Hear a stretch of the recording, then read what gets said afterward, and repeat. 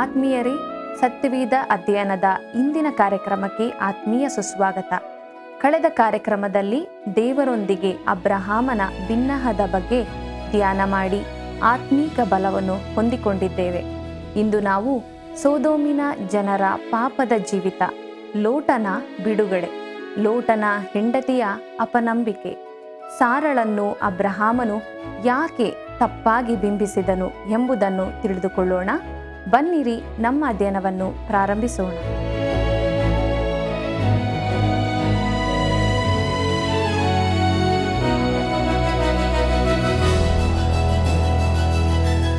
ಸೌಂದರ್ಯವು ನೆಚ್ಚತಕ್ಕದಲ್ಲ, ಲಾವಣ್ಯವೂ ನೆಲೆಯಲ್ಲ. ಯೆಹೋವನಲ್ಲಿ ಭಯಭಕ್ತಿಯುಳ್ಳವಳೇ ಸ್ತೋತ್ರ ಪಾತ್ರಳು. ಜ್ಞಾನೋಕ್ತಿಗಳು 31ನೇ ಅಧ್ಯಾಯ 30ನೇ ವಚನ. ಆತ್ಮೀಯ ಸ್ನೇಹಿತರೆ, ಪ್ರೀತಿಯುಳ್ಳ ವಂದನೆಗಳು. ದೇವರ ವಾಕ್ಯ ಅಧ್ಯಯನದಲ್ಲಿ ನಾವು ಹೊಂದಿಕೊಂಡದ ಸತ್ಯಗಳಿಗಾಗಿ ದೇವರಿಗೆ ಸ್ತೋತ್ರ ಹೇಳೋಣ. ಆತನು ನಮ್ಮ ಸಂಗಡ ಇದ್ದುಕೊಂಡು ತನ್ನ ವಾಕ್ಯದ ಗೂಢಾರ್ಥಗಳು ನಮಗೆ ತಿಳಿಸುವಾಗ ನಾವು ವಿಧೇಯರಾಗೋಣ. ನಮ್ಮ ಅಧ್ಯಯನದಲ್ಲಿ ಮುಂದೆ ಸಾಗುವಾಗ ಆದಿಕಾಂಡ ಪುಸ್ತಕ 19ನೇ ಅಧ್ಯಾಯ 4ನೇ ವಚನವನ್ನು ಗಮನಿಸಿರಿ.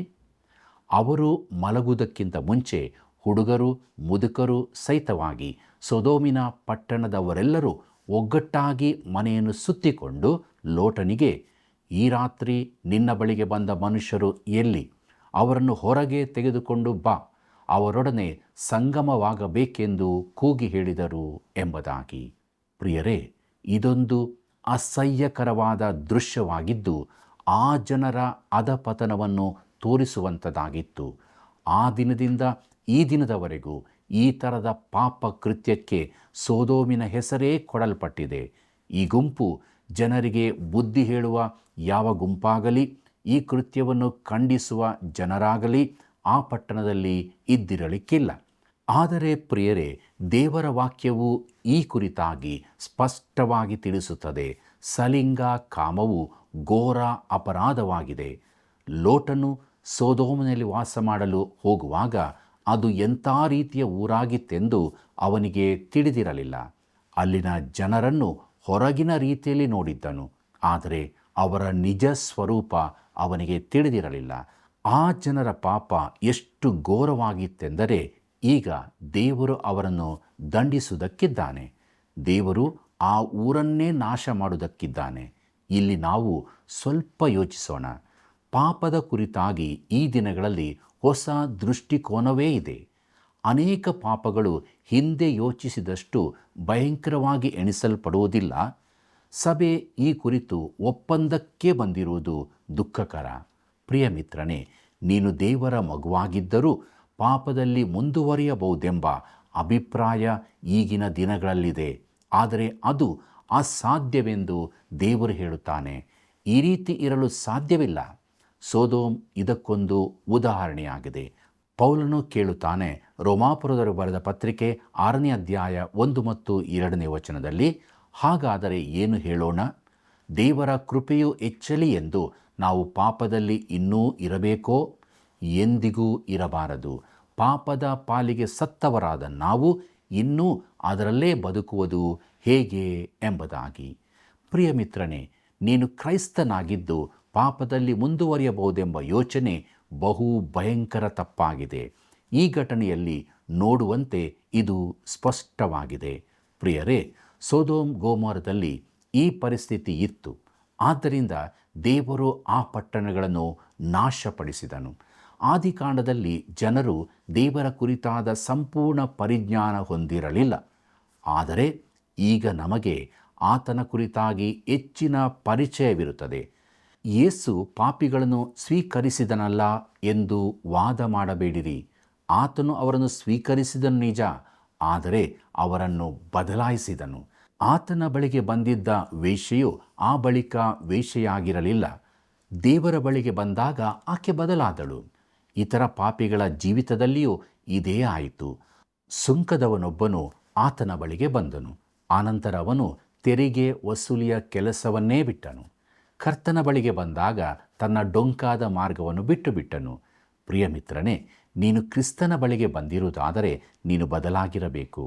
ಅನೇಕರು ನನಗೆ ಹೇಳುವುದೇನೆಂದರೆ, ಈಗ ಪರಿಸ್ಥಿತಿಗಳು ಬದಲಾಗಿವೆ, ನಾವದಕ್ಕೆ ಹೊಂದಿಕೊಳ್ಳಬೇಕು ಎಂದು.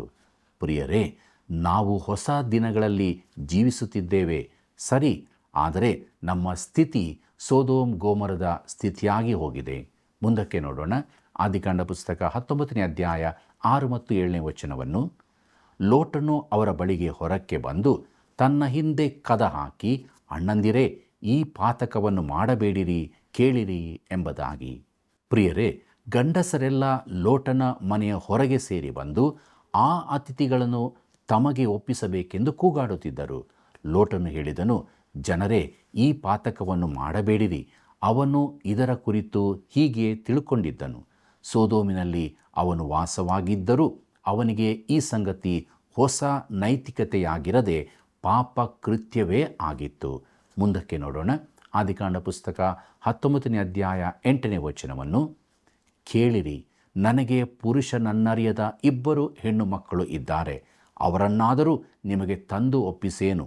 ಮನಸ್ಸು ಬಂದಂತೆ ಮಾಡಬಹುದು, ಆದರೆ ಆ ಮನುಷ್ಯರು ನನ್ನ ಆಶ್ರಯಕ್ಕೆ ಬಂದವರು, ಅವರಿಗೆ ಏನೂ ಮಾಡಕೂಡದು ಎಂದು ಹೇಳಲು ಎಂಬುದಾಗಿ. ಪ್ರಿಯ ಸ್ನೇಹಿತರೆ, ಆ ದಿನಗಳಲ್ಲಿ ಮನೆಯಲ್ಲಿ ಅತಿಥಿಗಳನ್ನು ಸತ್ಕರಿಸುವವನು ಅವರ ಸಂಪೂರ್ಣ ಜವಾಬ್ದಾರಿಯನ್ನು ಹೊರತಕ್ಕವನಾಗಿರುತ್ತಿದ್ದನು. ತನ್ನ ಅತಿಥಿಗಳನ್ನು ಕಾಪಾಡುವುದಕ್ಕಾಗಿ ಲೋಟನು ಯಾವ ತ್ಯಾಗಕ್ಕೂ ಸಿದ್ಧನಾಗಿದ್ದನು. ಮುಂದಕ್ಕೆ ನೋಡೋಣ. ಆದಿಕಾಂಡ ಪುಸ್ತಕ 19ನೇ ಅಧ್ಯಾಯ 9ನೇ ವಚನವನ್ನು. ಅವರು ದಾರಿ ಬಿಡು ಎಂದು ಹೇಳಿ, ಇವನು ಯಾರೋ ಒಬ್ಬ ಪರದೇಶಿಯಾಗಿ ಬಂದು ಈಗ ನ್ಯಾಯ ಹೇಳುವವನಾಗಬೇಕೋ? ಆ ಮನುಷ್ಯರಿಗೆ ಕೇಡು ಮಾಡುವುದಕ್ಕಿಂತ ಹೆಚ್ಚಾಗಿ ನಿನಗೇ ಕೇಡು ಮಾಡುತ್ತೇವೆ ಎಂದು ಹೇಳಿ ಲೋಟನ ಮೇಲೆ ಬಿದ್ದು ಬಹಳವಾಗಿ ಇರುಕಿಸಿ ಕದವನ್ನು ಒಡೆದು ಬಿಡಬೇಕೆಂದಿದ್ದರು ಎಂಬುದಾಗಿ. ಅವರು ಹೇಳತೊಡಗಿದರು, ಇವನೊಬ್ಬ ಪ್ರವಾಸಿಯಾಗಿ ಬಂದವನು ನಮಗೇ ನ್ಯಾಯ ಹೇಳುತ್ತಾನೆ ಎಂದು. ಲೋಟನು ಅಲ್ಲಿ ರಾಜಕೀಯ ಸ್ಥಾನ ಗಳಿಸಿಕೊಂಡಿದ್ದನು, ನೆನಪಿಡಿರಿ. ಮುಂದಕ್ಕೆ ನೋಡೋಣ. ಆದಿಕಾಂಡ ಪುಸ್ತಕ 19ನೇ ಅಧ್ಯಾಯ 10 ಮತ್ತು 11ನೇ ವಚನವನ್ನು. ಆದರೆ ಒಳಗಿದ್ದ ಆ ಮನುಷ್ಯರು ಕೈಚಾಚಿ ಲೋಟನನ್ನು ತಮ್ಮ ಕಡೆಗೆ ಮನೆಯೊಳಕ್ಕೆ ಸೇರಿಸಿ ಕದ ಮುಚ್ಚಿದರು. ಇದಲ್ಲದೆ ಅವರು ಮನೆಯ ಹೊರಗಿದ್ದ ಮನುಷ್ಯರಿಗೆ, ಚಿಕ್ಕವರಿಗೂ ದೊಡ್ಡವರಿಗೂ ಕೂಡ ಕಣ್ಣು ಮೊಬ್ಬಾಗುವಂತೆ ಮಾಡಿದ್ದರಿಂದ ಇವರು ಬಾಗಿಲು ಯಾವುದೆಂದು ತಿಳಿಯದೆ ಬೇಸರಗೊಂಡರು ಎಂಬುದಾಗಿ.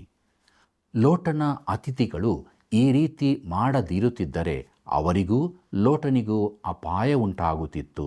ಸೊದೋಮಿನ ಜನರ ಉದ್ದೇಶವೇ ಅದಾಗಿತ್ತು. ಮುಂದಕ್ಕೆ ನೋಡೋಣ. ಆದಿಕಾಂಡ ಪುಸ್ತಕ 19ನೇ ಅಧ್ಯಾಯ 12ನೇ ವಚನದಿಂದ 14ನೇ ವಚನದವರೆಗೆ. ಆಗ ಆ ದೂತರು ಲೋಟನಿಗೆ, ಇಲ್ಲಿ ನಿನಗೆ ಇನ್ನಾರಿದ್ದಾರೆ? ಅಳಿಯಂದಿರನ್ನು, ಗಂಡು ಹೆಣ್ಣು ಮಕ್ಕಳನ್ನು, ಪಟ್ಟಣದಲ್ಲಿ ನಿನಗಿರುವ ಬೇರೆ ಎಲ್ಲವನ್ನು ಊರ ಹೊರಕ್ಕೆ ಕರೆದುಕೊಂಡು ಬಾ. ನಾವು ಈ ಸ್ಥಳವನ್ನು ನಾಶ ಮಾಡುವುದಕ್ಕೆ ಬಂದವರು. ಇಲ್ಲಿಯವರ ವಿಷಯವಾಗಿ ಬಹುದೊಡ್ಡ ಮೊರೆಯು ಯೆಹೋವನಿಗೆ ಮುಟ್ಟಿದ್ದರಿಂದ ಇವರನ್ನು ನಾಶ ಮಾಡುವುದಕ್ಕಾಗಿ ಆತನು ನಮ್ಮನ್ನು ಕಳಿಸಿದ್ದಾನೆ ಎಂದು ಹೇಳಿದರು. ಆಗ ಲೋಟನು ಹೊರಕ್ಕೆ ಹೋಗಿ ತನ್ನ ಹೆಣ್ಣು ಮಕ್ಕಳನ್ನು ಗೊತ್ತು ಮಾಡಿಕೊಂಡಿದ್ದ ಅಳಿಯಂದಿರಿಗೆ ಈ ಸಂಗತಿಯನ್ನು ತಿಳಿಸಿ, ನೀವೆದ್ದು ಸ್ಥಳವನ್ನು ಬಿಟ್ಟು ಹೋಗಿರಿ, ಯೆಹೋವನು ಈ ಊರನ್ನು ನಾಶ ಮಾಡುತ್ತಾನೆ ಎಂದು ಹೇಳಿದನು. ಆದರೆ ಅವನು ಅವರಿಗೆ ಗೇಲಿ ಮಾಡುವವನಾಗಿ ಕಾಣಿಸಿದನು ಎಂಬುದಾಗಿ. ಪ್ರಿಯರೇ, ಲೋಟನು ಈಗ ಸಂದಿಗ್ಧ ಪರಿಸ್ಥಿತಿಯಲ್ಲಿದ್ದನು. ಅವನು ಸೊದೋಮಿನಲ್ಲಿ ಅನೇಕ ವರ್ಷಗಳನ್ನು ಕಳೆದಿದ್ದಾನೆ. ಇಂಥ ಪರಿಸ್ಥಿತಿಯನ್ನು ಅವನು ತಾಳಿಕೊಂಡೇ ಬಂದಿದ್ದನು. ಆದರೂ ಅದು ಕೆಟ್ಟದೆಂದೇ ಹೇಳಿದ್ದನು. ತನ್ನ ಮಕ್ಕಳು ಬೆಳೆಯುವುದನ್ನು ಅವನು ನೋಡುತ್ತಿದ್ದನು.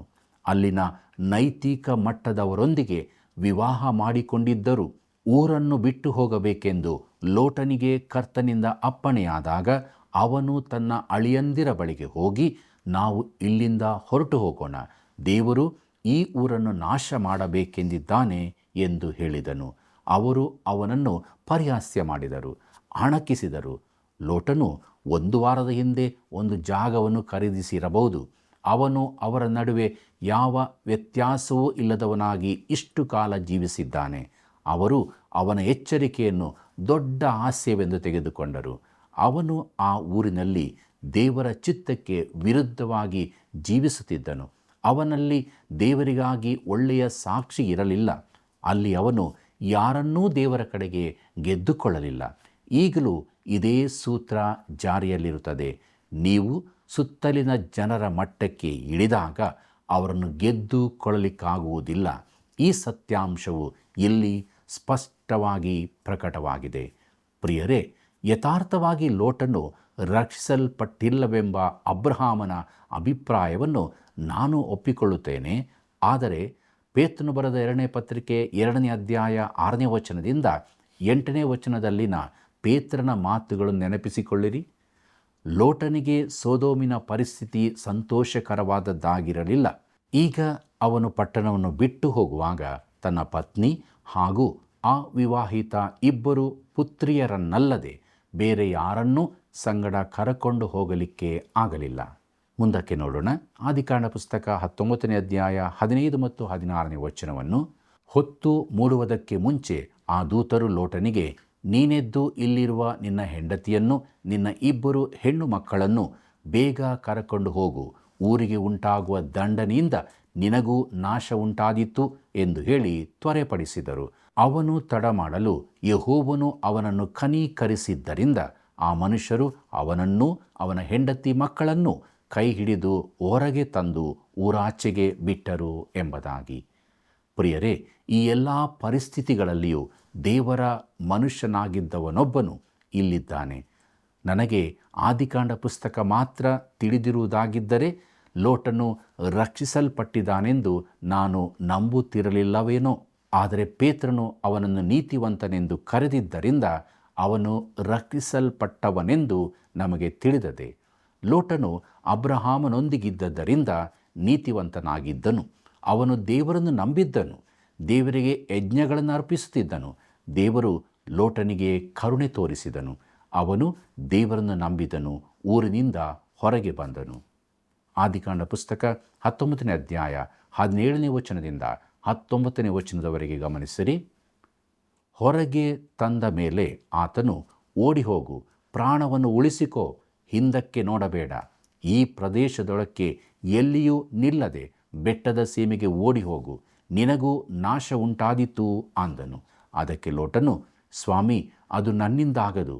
ನೀನು ನಿನ್ನ ದಾಸನ ಮೇಲೆ ದಯವಿಟ್ಟು ನನ್ನ ಪ್ರಾಣವನ್ನು ಉಳಿಸಿದ್ದು ಬಹು ವಿಶೇಷವಾದ ಉಪಕಾರವೇ. ಆದರೆ ಬೆಟ್ಟಕ್ಕೆ ಓಡಿ ಹೋಗಲಾರೆನು. ನಾನು ಹೋಗುತ್ತಿರುವಾಗ ಆ ವಿಪತ್ತು ನನಗೂ ಉಂಟಾಗಿ ಸತ್ತೇನು ಎಂಬುದಾಗಿ. ಪ್ರಿಯರೇ, ಲೋಟನಿಗೂ ಊರನ್ನು ಬಿಟ್ಟು ಹೋಗಲು ಮನಸ್ಸಿರಲಿಲ್ಲ. ಅವನು ಊರಿನಿಂದ ಹೊರಬಂದರೂ ಬೆಟ್ಟ ಪ್ರದೇಶಗಳಿಗೆ ಹೋಗಲಾಗಲಿಲ್ಲ. ಆದಿಕಾಂಡ ಪುಸ್ತಕ 19ನೇ ಅಧ್ಯಾಯ 20ನೇ ವಚನವನ್ನು ಗಮನಿಸಿರಿ. ಅಗೋ, ಅಲ್ಲಿ ಒಂದು ಊರು ಹತ್ತಿರವಾಗಿದೆ, ಅದು ಸಣ್ಣದು. ಅಲ್ಲಿಗಾದರೂ ಹೋಗುವುದಕ್ಕೆ ಅಪ್ಪಣೆಯಾದರೆ ನನ್ನ ಪ್ರಾಣ ಉಳಿಯುವುದು. ಆ ಊರು ಸಣ್ಣದಲ್ಲವೇ ಎಂಬುದಾಗಿ. ಪ್ರಿಯ ಸ್ನೇಹಿತರೆ, ಆ ಊರು ಚೊಗರೆಂಬ ಚಿಕ್ಕ ಪ್ರದೇಶವಾಗಿತ್ತು. ಲೋಟನು ಅಲ್ಲಿಗೆ ಹೋದನು. ಇವನು ಸೊದೋಮಿನಿಂದ ಹೊರಬಂದರೂ ಆದರೆ ಪೂರ್ಣವಾಗಿ ಅದನ್ನು ಬಿಡಲಿಲ್ಲ. ಅವನಿಗೆ ತುಂಬ ಕಷ್ಟ ತೊಂದರೆಗಳುಂಟಾದವು. ಮುಂದುವರೆದು ನಾವು ಬಯಲು ಸೀಮೆಯ ಊರುಗಳ ನಾಶನ ಎಂಬ ವಿಚಾರವನ್ನು ನೋಡೋಣ. ದೇವರು ಸೊದೋಮ್ ಗೋಮೊರಗಳನ್ನು ನಾಶಪಡಿಸಿದನು. ಇಲ್ಲಿ 2 ಸಂಗತಿಗಳು ಹೇಳಲ್ಪಟ್ಟಿವೆ, ಲೋಟನ ಪತ್ನಿಯ ಹಾಗೂ ಪುತ್ರಿಯರ ವಿಚಾರವಾಗಿ. ಆದಿಕಾಂಡ ಪುಸ್ತಕ 19ನೇ ಅಧ್ಯಾಯ 26ನೇ ವಚನವನ್ನು ನೋಡ್ರಿ. ಲೋಟನ ಹೆಂಡತಿ ಅವನ ಹಿಂದೆ ಬರುತ್ತಿರುವಾಗ ಹಿಂದಿರುಗಿ ನೋಡಿದ್ದರಿಂದ ಉಪ್ಪಿನ ಕಂಬವಾದಳು ಎಂಬುದಾಗಿ. ಪ್ರಿಯರೇ, ಈ ವಚನವು ಬಹುವಾಗಿ ತಪ್ಪಾಗಿ ತಿಳಿಯಲ್ಪಟ್ಟಿದೆ. ಲೋಟನ ಹೆಂಡತಿ ಯಾಕಾದರೂ ಹಿಂತಿರುಗಿ ನೋಡಿದಳು? ಅದಕ್ಕೆ 2 ಕಾರಣವಿರಬೇಕೆಂದು ನನ್ನ ಊಹೆ. ಮೊದಲನೇದಾಗಿ, ಆಕೆಗೆ ಸೊದೋಮನ್ನು ಬಿಟ್ಟು ಹೋಗಲು ಮನಸ್ಸಿಲ್ಲದ್ದರಿಂದ ಆಕೆ ಹಿಂತಿರುಗಿ ನೋಡಿದಳು. ಅವಳು ಸೊದೋಮನ್ನೂ ಪ್ರೀತಿಸಿದ್ದಳು, ಅವಳು ಲೋಟನನ್ನೂ ಪ್ರೀತಿಸಿದ್ದಳು. ಆದರೆ ಸೊದೋಮಿನ ಕಡೆಗಿನ ಪ್ರೀತಿ ಹೆಚ್ಚಾಗಿತ್ತು. ಆಕೆಗೆ ಅದನ್ನು ಬಿಟ್ಟು ಹೋಗಲು ಮನಸ್ಸಾಗಲಿಲ್ಲ. ಆಕೆ ಒಂದು ವೇಳೆ ಅಲ್ಲಿನ ಅನೇಕ ಕೂಟಗಳಲ್ಲಿ ಸೇರಿಕೊಂಡಿದ್ದಿರಬಹುದು. ಆಕೆಯ ಮನಸ್ಸು ಇನ್ನೂ ಸೊದೋಮಿನಲ್ಲೇ ಇತ್ತು. ಆಕೆ ಮುಂದಕ್ಕೆ ಹೋಗುತ್ತಿದ್ದರೂ ಮನಸ್ಸು ಹಿಂದೆಯೇ ಇತ್ತು. ಪ್ರಿಯರೇ, ಇದು ನಮಗೆ ಒಂದು ವಿಶೇಷವಾದ ಪಾಠವಾಗಿದೆ. ಲೋಟನ ಹೆಂಡತಿ ಹಿಂದಕ್ಕೆ ತಿರುಗಿ ನೋಡಿದಳು. ಅನೇಕರ ಸ್ಥಿತಿ ಇದೇ ಆಗಿರುತ್ತದೆ. ಆಕೆ ಹಿಂತಿರುಗಿ ನೋಡಲು ಇನ್ನೊಂದು ಕಾರಣವೆಂದರೆ ಆಕೆ ದೇವರನ್ನು ಪೂರ್ತಿಯಾಗಿ ನಂಬಲಿಲ್ಲ. ದೇವರು ಹೇಳಿದ್ದನ್ನು ಹಿಂದಕ್ಕೆ ನೋಡಬೇಡ ಎಂದು. ಲೋಟನು ಹಿಂದಿರುಗಿ ನೋಡಲಿಲ್ಲ, ಆದರೆ ಅವನ ಪತ್ನಿಯು ದೇವರನ್ನು ನಂಬಲಿಲ್ಲ. ಆಕೆ ವಿಶ್ವಾಸಿಯಾಗಿರಲಿಲ್ಲ. ಆದ್ದರಿಂದ ಊರಿನಿಂದ ಸಂಪೂರ್ಣ ಹೊರಗೆ ಹೋಗಲಾಗಲಿಲ್ಲ. ಹಿಂದೆ ನೋಡಿ ಉಪ್ಪಿನ ಕಂಬವಾದಳು. ಅಬ್ರಹಾಮನು ಈ ಎಲ್ಲದರ ಕುರಿತು ಏನು ಯೋಚಿಸಿದನು? ಆದಿಕಾಂಡ ಪುಸ್ತಕ 19ನೇ ಅಧ್ಯಾಯ 27 ಮತ್ತು 28ನೇ ವಚನವನ್ನು ಗಮನಿಸಿರಿ. ಇತ್ತಲಾಗಿ ಅಬ್ರಹಾಮನು ಬೆಳಿಗ್ಗೆ ಎದ್ದು ತಾನು ಯೆಹೋವನ ಸನ್ನಿಧಿಯಲ್ಲಿ ನಿಂತಿದ್ದ ಸ್ಥಳಕ್ಕೆ ತಿರುಗಿ ಬಂದು ಸೊದೋಮ್ ಗೊಮೋರಗಳ ಕಡೆಗೂ ಆ ಎಲ್ಲ ಸೀಮೆಯ ಕಡೆಗೂ ನೋಡಿದಾಗ, ಅಯ್ಯೋ, ಆ ಪ್ರದೇಶದಿಂದ ಹೊಗೆಯು ಆವಿಗೆಯ ಹೊಗೆಯಂತೆ ಏರಿತು ಎಂಬುದಾಗಿ. ಅಬ್ರಹಾಮನು ಸೊದೋಮಿನ ಕಡೆಗೆ ನೋಡಿದಾಗ ಅವನ ಹೃದಯಕ್ಕೆ ದುಃಖವಾಗಿರಬಹುದು. ಲೋಟನು ತಪ್ಪಿಸಿಕೊಂಡನೋ ಇಲ್ಲವೋ ಎಂಬುದು ಅವನಿಗೆ ತಿಳಿದಿರಲಿಕ್ಕಿಲ್ಲ. ಮುಂದಕ್ಕೆ ಅವನಿಗೆ ತಿಳಿದು ಬಂದಿರಬಹುದು. ಅವನು ಆ ಊರುಗಳ ಕಡೆಗೆ ನೋಡಿದಾಗ ಲೋಟನ ಕುರಿತಾಗಿ ಮರುಕಪಟ್ಟನು. ಆದರೆ ಅಬ್ರಹಾಮನು ಆ ಊರಿನಲ್ಲಿ ಯಾವ ಸ್ವಾಸ್ಥ್ಯವನ್ನೂ ಮಾಡಿರಲಿಲ್ಲ. ಆ ಊರಿಗೆ ದಂಡನೆ ಉಂಟಾದಾಗ ಅವನಿಗೆ ಸೊದೋಮಿನ ಮೇಲಾಗಲಿ ಈ ಲೋಕದ ಮೇಲಾಗಲಿ ಯಾವ ಮೋಹವೂ ಇಲ್ಲದರಿಂದ ಅವನು ವಿಚಲಿತನಾಗಲಿಲ್ಲ. ಪ್ರಿಯರೇ, ಈ ಲೋಕವನ್ನಾಗಲಿ ಲೋಕದಲ್ಲಿರುವುಗಳನ್ನಾಗಲಿ ಪ್ರೀತಿಸಬೇಡಿರಿ ಎಂದು ನಮಗೆ ಹೇಳಿಯದೆ. ಯೋಹಾನ ಬರೆದ ಮೊದಲನೇ ಪತ್ರಿಕೆ 2ನೇ ಅಧ್ಯಾಯ 15ನೇ ವಚನವನ್ನು ನೋಡಿರಿ.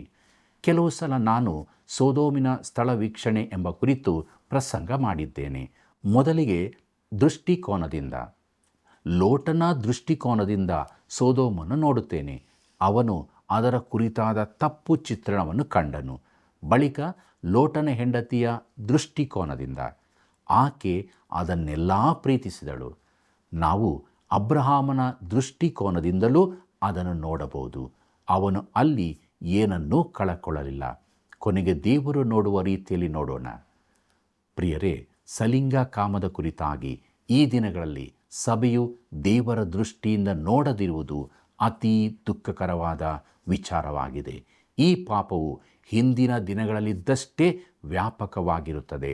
ಆದರೆ ನಮ್ಮ ಜನರಲ್ಲಿನ ಹೆಚ್ಚಿನ ಅಂಶದವರು ಈ ಅಸಹ್ಯ ಪಾಪದಲ್ಲಿ ತೊಡಗಿರುತ್ತಾರೆ.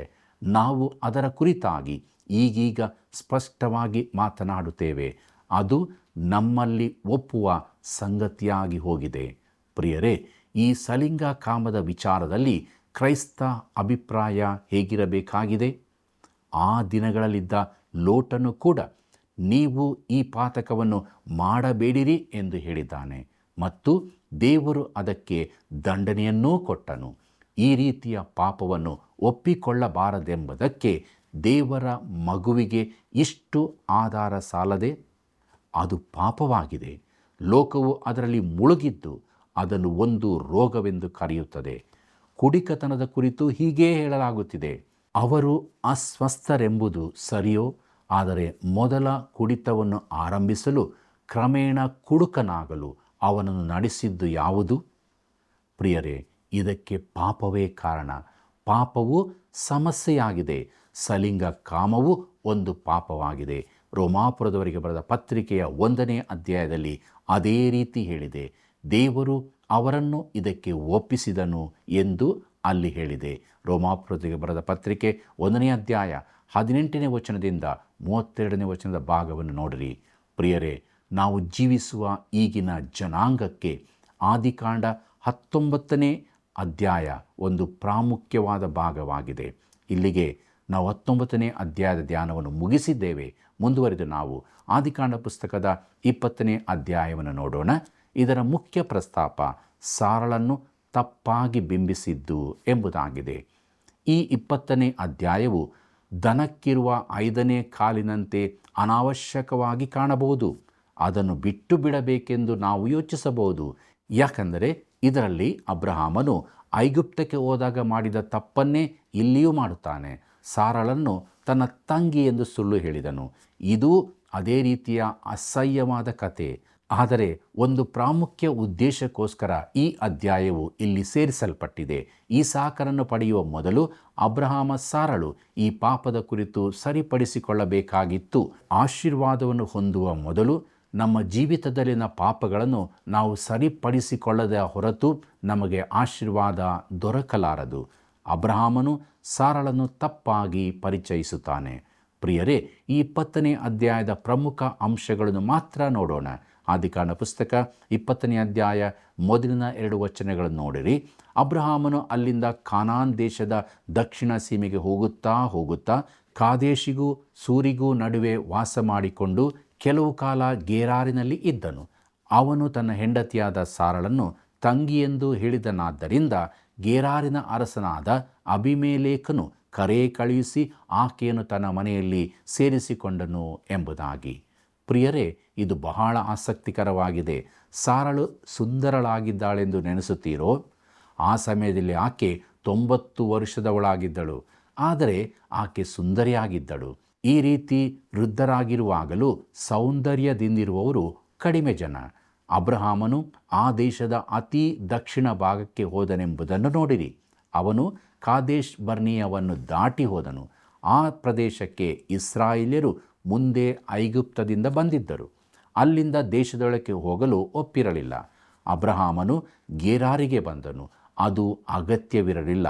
ಹೇಗಿದ್ದರೂ ಅಲ್ಲಿಗೆ ಬಂದಾಗ ಸಾರಳ ಕುರಿತಾಗಿ ಸುಳ್ಳು ಹೇಳಿದನು. ಆದಿಕಾಂಡ ಪುಸ್ತಕ 20ನೇ ಅಧ್ಯಾಯ 11ನೇ ವಚನವನ್ನು ನೋಡಿರಿ. ಅದಕ್ಕೆ ಅಬ್ರಹಾಮನು, ಈ ಸ್ಥಳದವರು ದೇವರ ಭಯವಿಲ್ಲದವರಾಗಿ ನನ್ನ ಹೆಂಡತಿಯ ನಿಮಿತ್ತ ನನ್ನನ್ನು ಕೊಂದಾರೆಂದು ನೆನೆಸಿದನು ಎಂಬುದಾಗಿ. ಅಬ್ರಹಾಮನು ತನ್ನ ತಪ್ಪನ್ನು ಒಪ್ಪಿಕೊಂಡದನ್ನು ಗಮನಿಸಿರಿ. ಈ ಕಾರಣಕ್ಕಾಗಿ ಈ ಅಧ್ಯಾಯವು ಪ್ರಾಮುಖ್ಯವಾಗಿದೆ. ಅಬ್ರಹಾಮ ಸಾರಳು ತಮ್ಮ ಜೀವಿತದಲ್ಲಿನ ಈ ಪಾಪವನ್ನು ಸರಿಪಡಿಸಿಕೊಳ್ಳುವ ತನಕ ಅವರಿಗೆ ಈಸಾಕನು ಹುಟ್ಟಲಿಲ್ಲ. ಪ್ರಿಯರೇ, ಅಬ್ರಹಾಮನು ಅಬಿಮೇಲೇಕನೊಂದಿಗೆ ಮಾತನಾಡುತ್ತಿದ್ದಾನೆ. ಅಬ್ರಹಾಮನು ತನ್ನ ಹೆಂಡತಿಯ ಕುರಿತು ಸುಳ್ಳು ಹೇಳಿದ್ದು ಅವನಿಗೆ ತುಂಬ ಬೇಸರವಾಗಿತ್ತು. ಮತ್ತು ಅಬ್ರಹಾಮನು ಇಲ್ಲಿಯೂ ದೇವರನ್ನು ನಂಬಿದವನಾಗಲಿಲ್ಲ. ತಾನು ದೇವರಿಲ್ಲದ ಒಂದು ಸ್ಥಳಕ್ಕೆ ಹೋಗುತ್ತಿದ್ದೇನೆಂದು ನೆನೆಸಿದನು. ಆದರೆ ಅಬಿಮೇಲೇಕನಿಗೆ ಸರಿ ತಪ್ಪುಗಳ ಕುರಿತ ಉನ್ನತ ಅಭಿಪ್ರಾಯವಿರುವುದು ಕಾಣುತ್ತದೆ. ಅಬಿಮೇಲೇಕನು ನಡತೆಗೆ ವಿಶೇಷ ಮಹತ್ವ ಕೊಡುವನಾಗಿದ್ದನು. ಬಹುಶಃ ಅವನು ದೇವರನ್ನು ತಿಳಿಯದವನಾಗಿರಲೂಬಹುದು. ಅಬಿಮೇಲೇಕನು ಅಬ್ರಹಾಮನೆದುರು ಮೇಲ್ಮಟ್ಟದವನಾಗಿ ಕಂಡುಬಂದಿದ್ದಾನೆ. ಆದಿಕಾಂಡ ಪುಸ್ತಕ 20ನೇ ಅಧ್ಯಾಯ 12ನೇ ವಚನವನ್ನು ನೋಡ್ರಿ. ಅದಲ್ಲದೆ ಆಕೆ ನಿಜವಾಗಿ ನನ್ನ ತಂಗಿ, ನನ್ನ ತಂದೆಯ ಮಗಳೇ, ಆದರೆ ನನ್ನ ತಾಯಿಯ ಮಗಳಲ್ಲವಾದ್ದರಿಂದ ನನಗೆ ಹೆಂಡತಿಯಾದಳು ಎಂಬುದಾಗಿ. ಅಬ್ರಹಾಮನು ಎಲ್ಲ ಸತ್ಯವನ್ನು ಹೇಳಿಬಿಡುತ್ತಾನೆ. ನಿಜವಾಗಿ ಅದು ಅರ್ಧ ಸತ್ಯವೇ. ಆಕೆ ನನಗೆ ತಂಗಿಯಾಗಬೇಕು, ನನ್ನ ಪತ್ನಿಯಾಗಿದ್ದಾಳೆ. ಆದಿಕಾಂಡ ಪುಸ್ತಕ 20ನೇ ಅಧ್ಯಾಯ 13ನೇ ವಚನವನ್ನು ನೋಡೋಣ. ನಾನು ದೇವ ಸಂಕಲ್ಪದಿಂದ ತಂದೆಯ ಮನೆಯನ್ನು ಬಿಟ್ಟು ದೇಶಾಂತರ ಹೋಗುವುದಕ್ಕೆ ಹೊರಟಾಗ ನಾನು ಆಕೆಗೆ, ನಾವು ಹೋಗುವ ಎಲ್ಲ ಸ್ಥಳಗಳಲ್ಲಿಯೂ ನನಗೆ ನಿನ್ನಿಂದ ಒಂದು ಉಪಕಾರವಾಗಬೇಕು. ಏನೆಂದರೆ ನೀನು ನನ್ನನ್ನು ಅಣ್ಣನೆಂಬುದಾಗಿ ಹೇಳಬೇಕೆಂದು ಬೋಧಿಸಿದೆನು ಅಂದನು ಎಂಬುದಾಗಿ. ಪ್ರಿಯರೇ, ಅಬ್ರಹಾಮನಿಗೆ ದೇವರಲ್ಲಿ ಪೂರ್ಣ ಭರವಸವಾಗಲಿ ನಂಬಿಕೆಯಾಗಲಿ ಇರಲಿಲ್ಲ. ಆದ್ದರಿಂದ ಅವನು ಹೊರಟಾಗ ಅಬ್ರಹಾಮ ಸಾರರು ತಮ್ಮೊಳಗೆ ಒಂದು ಒಪ್ಪಂದ ಮಾಡಿಕೊಂಡರು. ಅವರು ಹೋದಲ್ಲೆಲ್ಲ ಸಾರಳ ನಿಮಿತ್ತದಿಂದಾಗಿ ಅಬ್ರಹಾಮನಿಗೆ ಪ್ರಾಣಾಪಾಯವಾಗುವ ಗಂಡಾಂತರವಿದ್ದರಿಂದ ಸಾರಳು ಅಬ್ರಹಾಮನನ್ನು ತನ್ನ ಅಣ್ಣನೆಂದೇ ಹೇಳಬೇಕು. ಇದರಿಂದಾಗಿ ಅಬ್ರಹಾಮನು ಕೊಲ್ಲಲ್ಪಡದೆ ಉಳಿಯಬಹುದೆಂದು ಅವರಿಬ್ಬರೂ ನೆನೆಸಿದರು. ಈ ಚಿಕ್ಕ ಒಪ್ಪಂದವನ್ನು ಅವರು ತಮ್ಮೊಳಗೆ ಮಾಡಿಕೊಂಡದ್ದು. ಐಗುಪ್ತದಲ್ಲಿಯೂ ಹಾಗೆಯೇ ಹೇಳಿಕೊಂಡರು, ಇಲ್ಲಿಯೂ ಹಾಗೆಯೇ ಹೇಳಿದರು. ದೇವರು ಅಬ್ರಹಾಮನ ಪ್ರಾರ್ಥನೆಗೆ ಉತ್ತರ ಕೊಡುವ ಮೊದಲು, ಅವರಿಗೆ ಒಬ್ಬ ಮಗನನ್ನು ದಯಪಾಲಿಸುವ ಮೊದಲು ಈ ಪಾಪವನ್ನು ಸರಿಪಡಿಸಿಕೊಳ್ಳಬೇಕಾಗಿತ್ತು. ಅಲ್ಲಿವರೆಗೆ ಅವರಿಗೆ ಮಗನು ಹುಟ್ಟಲಾರನು. ಪ್ರಿಯರೇ, ತಮ್ಮ ಜೀವಿತಗಳಲ್ಲಿನ ಪಾಪವನ್ನು ನ್ಯಾಯ ತೀರಿಸದೇ ಇರುವ ಅದೆಷ್ಟು ಮಂದಿ ಕ್ರೈಸ್ತರಿದ್ದಾರೆ. ಇದರಿಂದಾಗಿ ಅವರ ಜೀವಿತಗಳಲ್ಲಿ ಆಶೀರ್ವಾದವೇ ಇಲ್ಲವಾಗಿದೆ. ನಮ್ಮ ಮೂಲಭೂತವಾದಿ ಸಭೆಗಳಲ್ಲಿ ನಾಯಕತ್ವ ವಹಿಸಿರುವವರು ತಮ್ಮ ಜೀವಿತಗಳಲ್ಲಿರುವ ಪಾಪಗಳನ್ನು ಅರಿಕೆ ಮಾಡಿ ಸರಿಪಡಿಸಿಕೊಂಡರೆ ಖಂಡಿತವಾಗಿಯೂ ನಮ್ಮಲ್ಲಿ ಭಕ್ತಿ ಸಂಜೀವನ ಉಂಟಾಗುತ್ತದೆ ಎಂದು ನಾನು ನೆನೆಸುತ್ತೇನೆ. ಪಾಪಗಳನ್ನು ಸರಿಪಡಿಸಿಕೊಳ್ಳದ ಹೊರತು ಯಾವ ಆಶೀರ್ವಾದ ಬರಲಾರದು. ಆದುದರಿಂದ ಪ್ರಿಯರೇ, ನಮ್ಮ ಜೀವಿತವನ್ನು ಪರೀಕ್ಷೆ ಮಾಡಿಕೊಳ್ಳೋಣ. ದೇವರ ಸಮ್ಮುಖದಲ್ಲಿ ನಾವಿರುವಾಗ ಪಾಪಗಳನ್ನು ಒಪ್ಪಿಕೊಂಡು ದೇವರ ಆಶೀರ್ವಾದ ಹೊಂದಿ ಧನ್ಯರಾಗೋಣ. ಪ್ರಾರ್ಥನೆ ಮಾಡೋಣ. ಕರುಣಾಳು ದೇವರೇ, ಇದ್ದಂಥ ಸ್ಥಿತಿಯಲ್ಲಿ ನಿನ್ನ ಬಳಿಗೆ ಬಂದಿದ್ದೇವೆ. ನಮ್ಮ ಜೀವಿತ ನಿನ್ನ ಮುಂದೆ ಬಟ್ಟ ಬಯಲಾಗಿದೆ. ನಮ್ಮ ತಪ್ಪುಗಳನ್ನು ಕ್ಷಮಿಸು, ನಮ್ಮ ಪಾಪಗಳನ್ನು ಪರಿಹರಿಸು. ನಿನಗೆ ಭಯಪಟ್ಟು ಜೀವಿಸುವುದಕ್ಕೆ ನಿನ್ನ ಆತ್ಮನನ್ನು ಕೊಟ್ಟು ನಿನ್ನ ವಾಕ್ಯದಲ್ಲಿ ತುಂಬಿಸಿ ನಡೆಸು. ನಮ್ಮೆಲ್ಲ ಪ್ರಿಯರನ್ನು ಕರುಣ ಮಾಡು. ಪ್ರತಿಯೊಬ್ಬ ವೀಕ್ಷಕರಿಗೆ ನಿನ್ನ ಬಲ ಕೃಪೆಯನ್ನು ಕೊಟ್ಟು ಪಾಪರಹಿತವಾದ ಜೀವಿತದಲ್ಲಿ ನಿನ್ನನ್ನು ದೃಷ್ಟಿಸುತ್ತಾ ನಡೆಯುವುದಕ್ಕೆ ಆತ್ಮನ ಸಹಾಯ ಕೊಟ್ಟು ನಡೆಸು. ಯೇಸುವಿನ ನಾಮದಲ್ಲಿ ಬೇಡಿದ್ದೇವೆ ತಂದೆಯೇ, ಆಮೆನ್.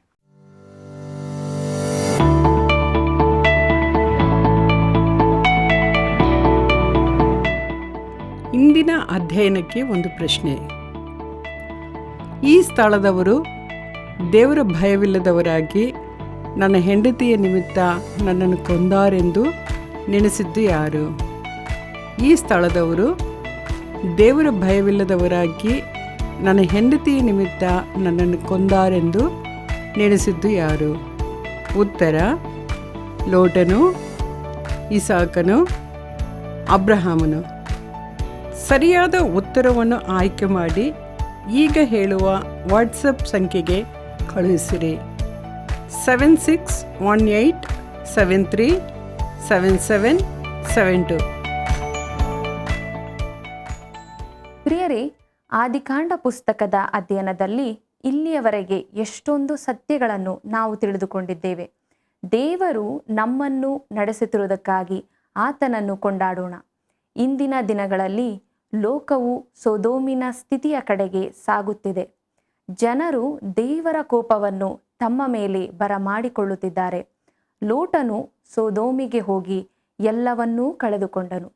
ಅಬ್ರಹಾಮ ಸಾರಳು ಮಾಡಿದ ತಪ್ಪು ಅದರಿಂದ ದೇವರ ಆಶೀರ್ವಾದಕ್ಕೆ ಅಡ್ಡಿಯಾದದ್ದು. ಇವೆಲ್ಲವನ್ನು ತಿಳಿದುಕೊಂಡ ನಾವು ದೇವರ ವಾಕ್ಯಕ್ಕೆ ವಿಧೇಯರಾಗಿ ನಮ್ಮ ಜೀವಿತದಲ್ಲಿ ದೇವರನ್ನು ಮಹಿಮೆಪಡಿಸೋಣ. ವೀಕ್ಷಕರೇ, ನೀವು ಮಾಡುವ ಕರೆಗಳು ಅನೇಕ ಜೀವಿತಗಳಿಗೆ ಬೆಳಕನ್ನು ವಾಕ್ಯದ ಮೂಲಕ ನೀಡುತ್ತದೆ. ಆದುದರಿಂದ ಇಂದೇ ಕರೆ ಮಾಡಿರಿ. ದೇವರ ಕೃಪೆ ಸದಾ ನಿಮ್ಮ ಸಂಗಡ ಇರಲಿ.